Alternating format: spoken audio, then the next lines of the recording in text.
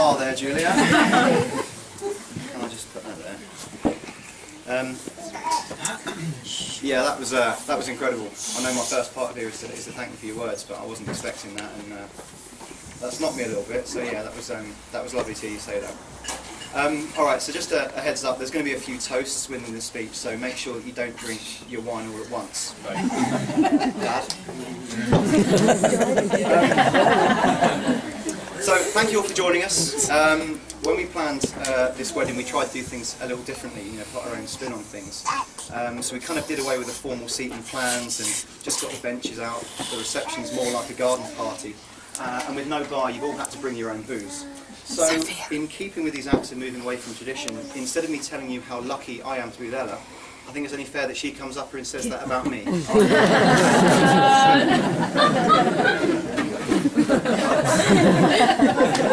So, it seems I've already learned the valuable lesson that your wife no longer finds you funny. But I would like it known that my main job today was organising the weather, so it looks like your husband's got it right. So, on behalf of the two of us, we'd like to thank you all for coming today.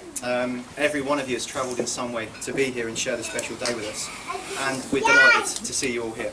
But a special thank you does need to go out to some of those that have travelled that extra little bit to be here. Caroline's come in from Spain, Rob and Andrea have come down from Scotland, and Mum's coming from the lounge. You know, it's really quite humbling to realise that you have friends and family that care so much. Not just in getting here, but with the cards you've sent us, the support you've given us, the things you've said to us, you know, not just today, but you know, all the time that we've been together. It's meant a great deal to both of us, so thank you. But unfortunately there are people that can't be here. In the last couple of years I've lost my grandparents and Ella's lost her nan, and between the three of them they would have loved to have been here. Now I only met Ella's nan once, but I could tell that she'd have been leading the conga halfway through this. My granddad would have been singing at the top of his voice and my nan would have been telling him off. So I just want to raise a glass if we can please, just to have some family and friends. Okay, so as you know, it's been a hectic few months since we got engaged in Paris, and turning around a wedding in 7 months has required the help and support of a lot of people. I guess, you know, the original thought when we got back from the trip in February is that we'd probably keep on saving, you know, try and book something next year. But as the saying goes, once you realise you want to spend the rest of your life with someone, you want the rest of your life to start as soon as possible. And that's why we're here today. I wouldn't have it any other way. And we feel very lucky to have had the chance to have the reception here today. And the amount of work that my mum, Linda, has put in to make this happen has been phenomenal. The overhang wasn't finished that long ago. The VW that got Ella to the town hall has had hours and hours of work put on it. And if it hadn't been for Miranda and Abigail spending hours pulling up trees, weeds and all sorts here in the garden, then the marquee wouldn't have even have fitted. So to the other three women in my life, I just want you to know how grateful Ella and I are for what you've done in these past few months. I'll talk more about the parents later on, but there are some other people who've had a major hand in today that I want to thank first. Emily? Yeah, you did a great job with Ella's hen night. I looked through, yeah, okay.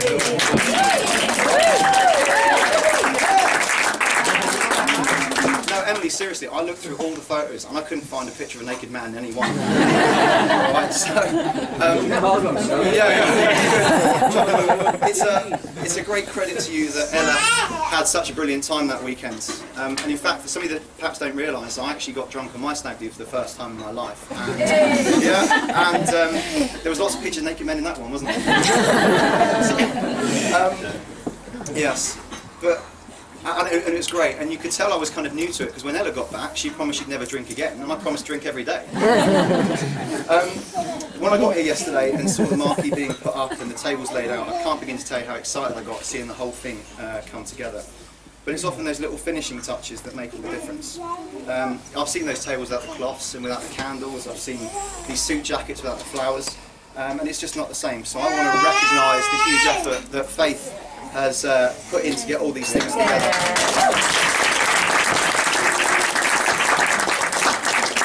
The job you've done with the flowers, the petals, the candles, Ella's bouquet. You've made it so easy for us, and it's made such a huge difference. All right, Caroline, it was great having you do the reading earlier. I couldn't think of anyone more fitting to do that. You spoke so well, and it was lovely to have you as a friend that's known Ella for so long be there and offer those words. And Toby, even with a black eye, you did a great job too. As someone who needs no second invitation to embarrass me, I was grateful that you got through without doing anything stupid or taking your clothes off. The night is young. Yeah. Yes, don't speak too soon. And John, it was really poignant to see you walk Ella down the aisle today. I think it's fair that it meant so much to her to have you do that. And for me, it was just the perfect start to the whole day. So I want to thank you for doing that. And she's in good hands. It's a great pleasure for me.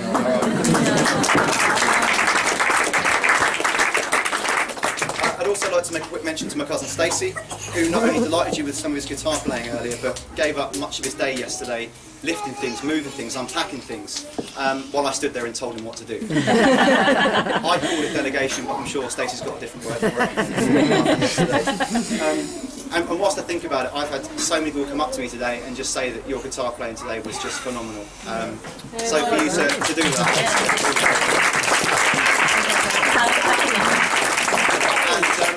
Brady, just a quick word, the wiring that you've done, getting all the lights put up there as well, I mean, it all just creates everything, so thanks for your input as well. And you were brilliant as well. Claire, as Maid of Honour, you've been a constant source of support to Ella over the past few months. I don't think you missed a single dress fitting with her.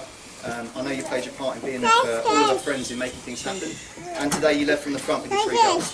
So very much on behalf of Ella and myself, thank you for always being there for her, for never letting her down, and for thinking it was a good idea for us to marry.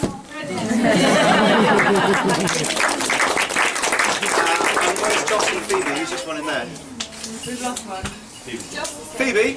Phoebe! You'll come here a second. No? Yeah. This is your moment. And I just wanted to say, Joss and Phoebe, you might be a little young to kind of understand this right now, but the two of you were as pretty as princesses today. You were just so glamorous, and I know you did your mummy and daddy very proud. So thank you very much. So what I'd like to do is to propose a toast to the girls, the bridesmaids, Claire, for the great job they did today. Thank you. Right, I'm starting to get really drunk now. Okay, so this is the part where I now get back to the parents and recognise their part in not just today, but the 30 years that has led up to today as well. So I'll start with you, Julia. From the first day I met you, you couldn't have been more welcoming. I would have been thrilled with just Ella, but to have a mother-in-law who's always seen what the two of us could have and done all that she can to help to kind of support that has been very humbling. And Joseph, to finally have a brother who I can actually beat at computer games is just a bonus. So, as a family, there's nothing you guys haven't done for me, and I'm so lucky that I not only get a wife from today, but a second family as well. Mum, I've already touched on some of the work you've done for today, but I'm not sure words really do it justice. Years from now, when I look back on today, the day when I truly... Yeah. I didn't mean to do that, No, it's fine, I got it. How Lady Luck was that? Not. Sorry. Alright, so years from now, when I look back on today, the day when I truly lived the dream, along with Ella, you'll be the reason it was the best day of my life. You've given everything to make today so special. Ella thinks the world of you, and I couldn't be more proud to call you Mum. Thank you. Well done, Linda. Thank you.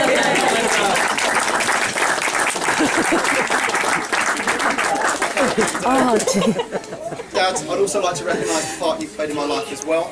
You know, because from what I can understand, I think Ella quite likes me. So, for someone who I think the absolute world of to feel that about me says that you and Mum must have raised someone pretty decent.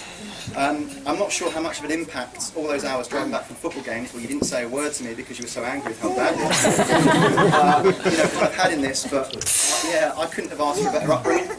I couldn't have wished for better parents, and I'm really grateful for the chance to say in front of everyone here just how much I love the pair of you. And the two of you have played a huge part in me living a dream that I never thought would be mine. So, if we can, I'd like to raise a glass to Trevor, Linda, Julia and John, our parents. Nearly there, guys. Hang with me. Okay, so I've talked about the weather, the bridesmaids, the parents, the butcher, the baker, the candlestick maker. So that leaves me with just one more person to mention. So for those of you who don't know, I met Ella at work, which is why I never did anything. There she was, this cute little secretary, just walking through the sales floor, all slow motion, her hair just kind of going like I found out sometime later that she deliberately left the fire exit open to create that look. But it's fair to say that I noticed her instantly. And it's crazy to think now that when I first joined Albany, it was a dead-end job with repetitive tasks, little pay and a whole lot of pressure. But as I stand here today with everything that I've ever wanted, I can safely say it was the best job I ever had. I've already thanked numerous people for making the efforts in making this all happen, but a lot of the praise has to be reserved for you. In the last 7 months, you've planned our wedding, you've set up your own business, and you've learned the offside. That's some serious multitasking. And of all the things that's happened over the last few months, you stepping away from an office job that you didn't like, and having the guts to go self-employed as a personal trainer, is something I'm most proud of. I wouldn't have been able to do it.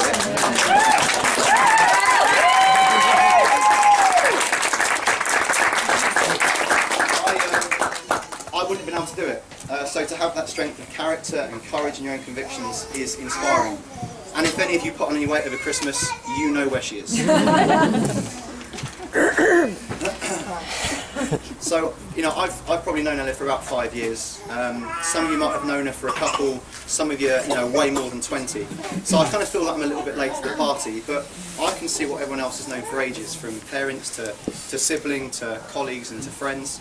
And I don't think you'll ever find someone more loyal, more giving, more loving or caring than her. And I'm now the lucky one because I get to see that every day.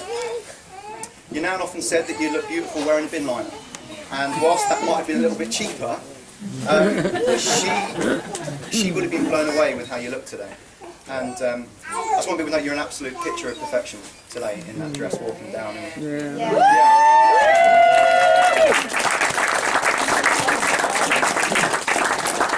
You know, I almost kind of cried when you walked down there. I know that wasn't my place to do that, but you know, I thought you looked amazing. So if you can, if you can join me, raise a glass to my wife. Remembering that when I'm wrong, I'll admit it, and when I'm right, I'll shut up.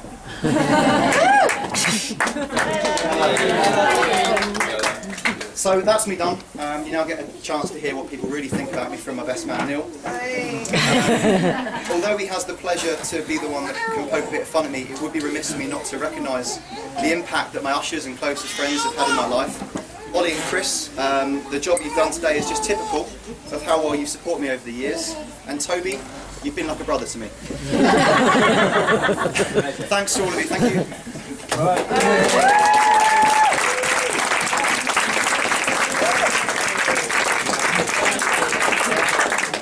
Neil. It's going to be tough to be. Thanks, Jamie, and good